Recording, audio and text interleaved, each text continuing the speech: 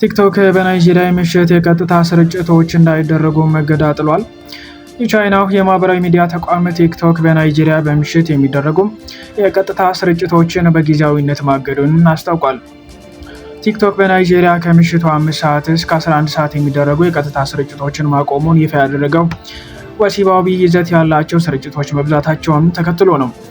ይህ የወሲብ ይዘት በብዛት ይሰራጭበታል በተባለው በዚህ ሰዓትም በናይጄሪያ የቀጥታ ስርጭቶችን ማሰናዳት ወይም መመልከት አይቻልም።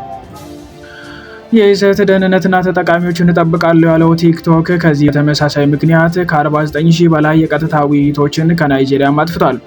ከቅርብ ጊዜ ወዲህ በቲክቶክ እውቅናና ትኩረት ለማግኘት በሚል ወሲባዊ ይዘት ያላቸውን ነገሮች ማሰራጨት እየተለመደ ሲሆን ቲክቶክ በተደጋጋሚ ቁጥጥር እንዲያደርግ በተለያዩ አካላት ሲጠየቅ ቆይቷል።